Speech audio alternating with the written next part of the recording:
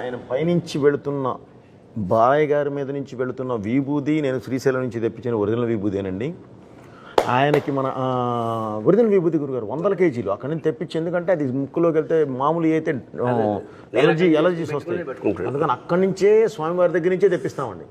తెప్పించి దాన్ని ఆయన మీద వాడాము. అలాగే ఆదికి బ్లాక్ ఒక నెగిటివ్ అని చెప్పడానికి ఒక ఇది కలర్ యూజ్ చేస్తాం కదా గురుగారు, అది కూడా ఒరిజినల్ కోల్ నుంచి జాగ్రత్తగా ఇది చేసాం గురుగారు. ఏది కళ్ళల్లో పడ్డా ముక్కులో పడ్డా ఎలర్జీ రాకుండా, కానీ అది ఒరిజినల్ సీజీ ఇది ఉంటుంది. కొడితే 4 కంప్రెసర్లు పెట్టి కొడితే జుబ్బు మనకి ఉంటుంది,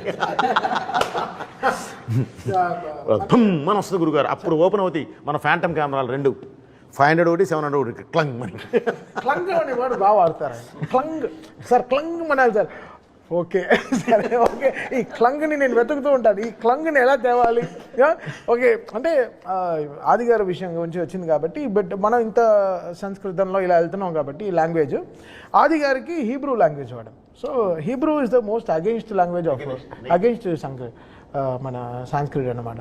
సో ఆ లాంగ్వేజ్ ఆయనకు వాడి ఆయన థీమ్లో హీబ్రూ లాంగ్వేజ్ వాడడం జరిగింది, దాని తగ్గ మ్యూజిక్ కరెక్ట్ జరిగింది. సో డిజైన్కి సమిష్టి కృషి తప్ప వచ్చి కూర్చున్నాయి గురుగారు. ఇది ఒకటే ఏంటంటే జనానికి ఇది వెళ్ళాలి, నెక్స్ట్ జనరేషన్ దీనివల్ల ఈ సినిమా వల్ల ప్రభావితమై ఎంతో కొంత వాళ్ళు అలవర్చుకోవాలంటే ఇది ముందు కూడా అని చెప్పినట్టు ఇది అఖండ అనేది ఒక జాగృతం చేసే, జాతిని జాగృతం చేసే ఒక మహా అనుభూతి, మహాకావ్యం.